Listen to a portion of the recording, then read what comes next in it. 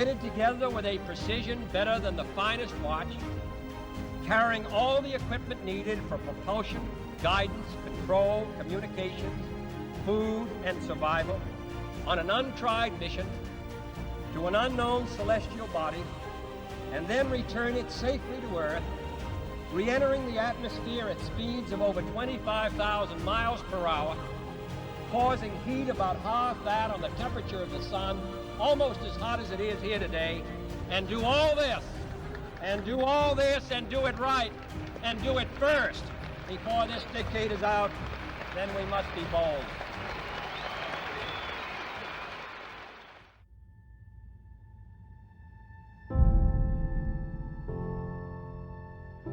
Many years ago, the great British explorer George Mallory, who was to die on Mount Everest, was asked why did he want to climb it.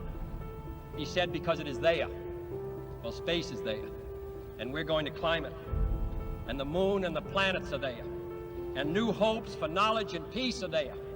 And therefore, as we set sail, we ask God's blessing on the most hazardous and dangerous and greatest adventure on which man has ever embarked. Thank you.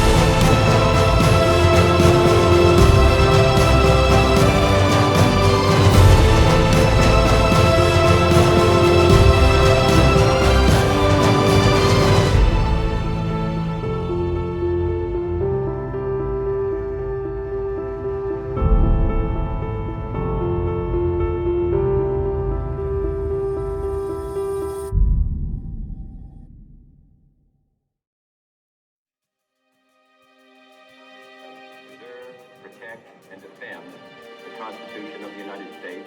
So help you God. So help me God. On 8 November, 1960, John Fitzgerald Kennedy was elected president, after a campaign that promised scientific and defensive superiority over the Soviet Union.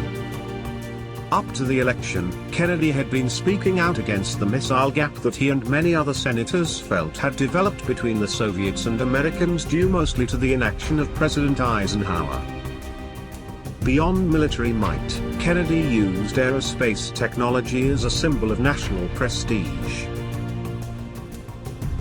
In April of 1961, Soviet cosmonaut Yuri Gagarin became the first person to fly in space, reinforcing American fears about being left behind in a technological competition with the Soviet Union. Landing men on the moon by the end of the decade required the most sudden burst of technological creativity, and the largest commitment of resources ever made by any nation in peacetime. $25 billion or $153 billion today. At its peak, the Apollo program employed 400,000 people and required the support of over 20,000 industrial firms and universities.